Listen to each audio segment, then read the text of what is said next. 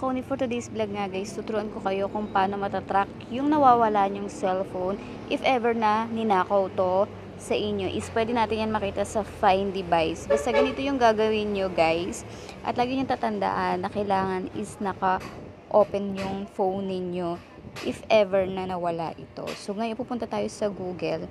So, dito kayo sa settings pumunta dahil may Google na dito.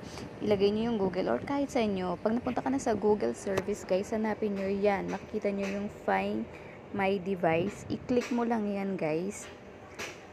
Tapos, guys, makikita nyo dyan yung remote lock. Ayan, find your offline device. May Find My Device app or Find My Device web. So, dun tayo sa Find Device, sa remote lock yung gagamitin natin. So, kapag inopen nyo yan, guys, ilalagay nyo lang dyan yung number na ginagamit nyo, yung gamit dun sa phone nyo, guys, ha? Para, yun yung i-enter nyo sa Google kapag hahanapin na natin yung cellphone na nawawala. So, ayan yung paano ba to gamitin. Ayan, guys, on the device, you go to the android.com.lock.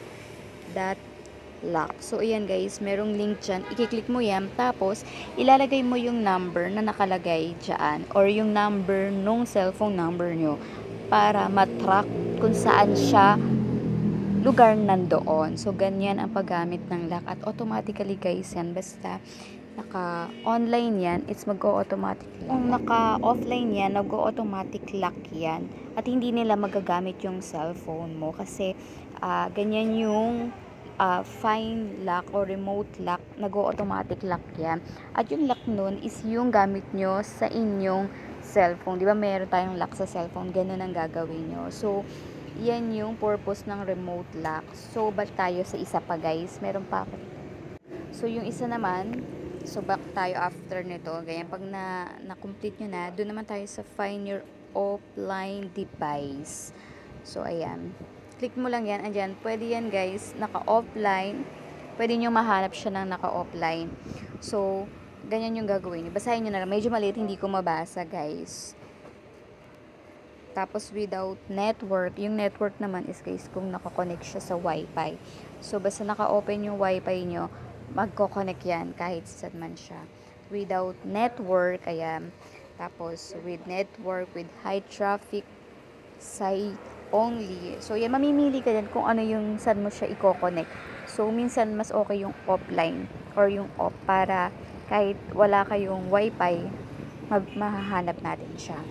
So, ganyan lang po yung gagawin nyo para ma-find device natin, yung nawawala nating cellphone.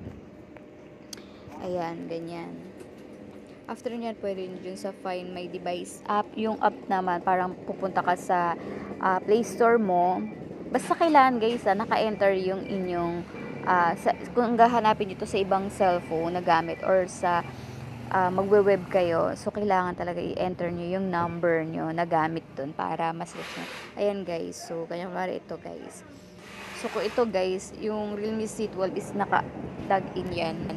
So, naka-turn off siya. Ayan guys, nakita nyo naman. So, pwede nyo yan i-factory reset yung device nyo. So, try nyo subukan kapag ganyan. So, kasi naka-offline pala yung iskong phone at hindi ko siya mahanap. Pero nasa bahay lang yan guys. So, ganyan. Ito pa yung isa ko nakalagin, yung Oppo F11, yung Galaxy A3.